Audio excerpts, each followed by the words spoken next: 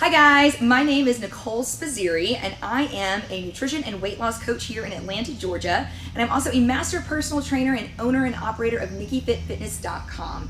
So I'm here today to talk to you about some holiday tips and how to successfully navigate holiday events without gaining weight.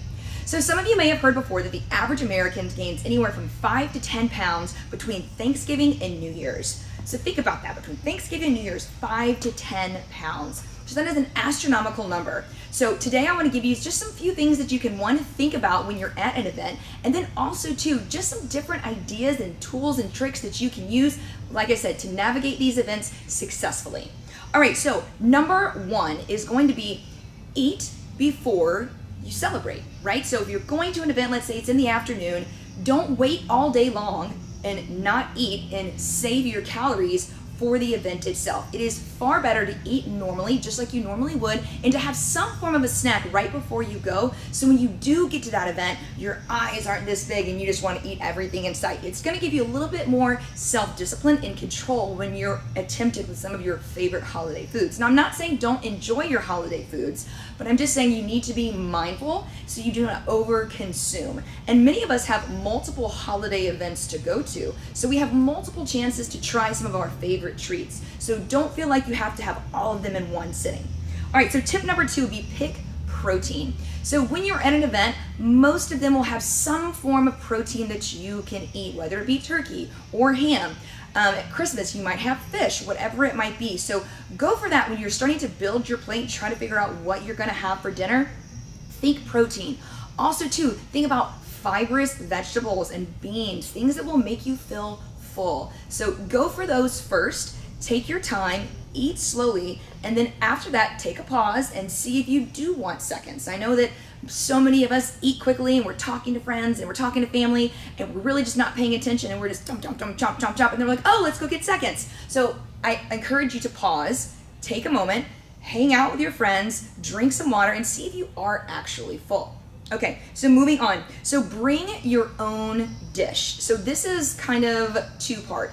So if you're going to an event and you know that there's not going to be a ton of options for you, I highly encourage you offering to bring something. It could be anywhere from a veggie platter or roasted Brussels sprouts or broccoli or something healthy that you know. You already know there's going to be some form of protein there that you can most likely eat. So look for something that you can bring vegetable-wise to contribute to the event.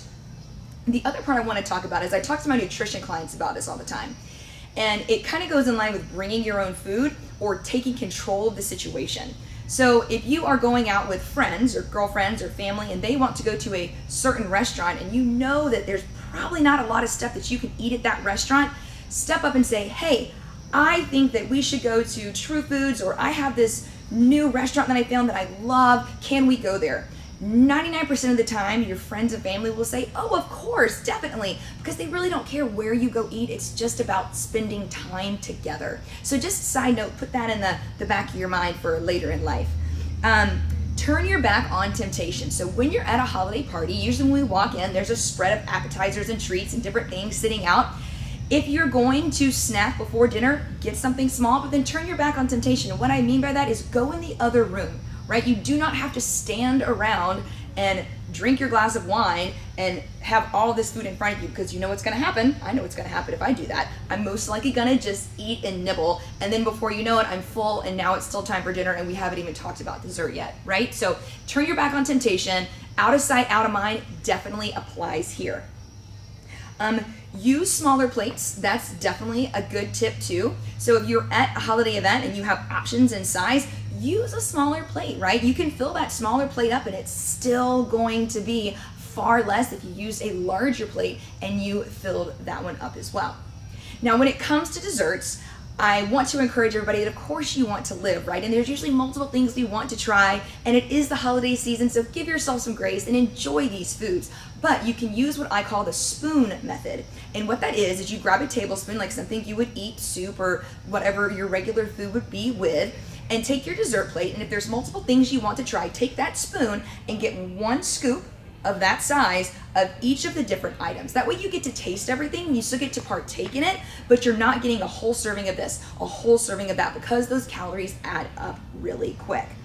And then the other one I want to talk about too, the other part of this that I want to talk about is if you're hosting an event. So we just got done talking about when you're attending an event. So what if you're hosting an event? What can you do? Well, you have a little bit more control of the situation. So I would say when you're trying to build the menu, think about, once again, your proteins, your vegetables, whole grains, right? Do you need dinner rolls? Do you need bread? Absolutely not, or most likely not. Yes, Aunt Sally wants them, but does Aunt Sally really need them, and do we really need them, right? So just be aware if there are certain things that you can exclude from your menu. Most likely guests will also bring stuff as well. So talk to everybody, maybe plan a more minimal meal, because like I said, once everybody gets there and all their dishes are there, you're gonna have a huge spread. Also to invest in Tupperware. Throw away Tupperware. When your guests come over and they're getting ready to leave, don't let them leave. Say, here, why don't you take some of this, or why don't you take some of that, and get it out of your house, right? One, you're not wasting food. You could also gift it to someone, right? Put it in the Tupperware. Maybe you have a neighbor or a friend down the street that maybe doesn't have family. You could take that food, and what an awesome gift. Giving them a home-cooked meal during the holiday season, I think that's fabulous. The other thing you can do is freeze food, so you don't have to throw it away when you have leftovers. Don't just put it in your fridge and continuously eat it. Freeze it. You can take it out at another time and eat it.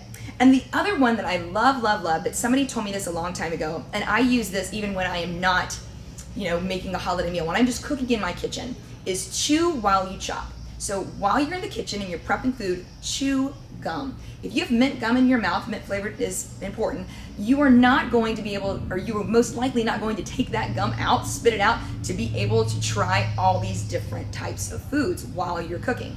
I don't know if you've ever experienced making a meal for, a group of people, or even your family and friends, and by the time it's actually ready, you're not hungry because you've been nibbling and experiencing and tasting what I call the BLTs, which are the bite, licks, and taste. The bite of this, the lick of this, the taste of this, right? So be mindful of that. Chew mint gum. Also to drinking water while you're in the kitchen cooking, or even when you're at an event. Stay hydrated. And that's pretty much all I have, right? So the holiday season is crazy, and there's tons of opportunity to make really good choices. And also to your good choices, when your friends and family see you making them and they see how good you feel, they're gonna want some of what you have. And I call that the trickle down effect. So if you can take care of you and you can be a healthy person, make good lifestyle choices, you are going to get to influence others. All right, guys, thank you guys so much for tuning in. I appreciate you guys' time. Happy holidays, and I'll see you guys soon.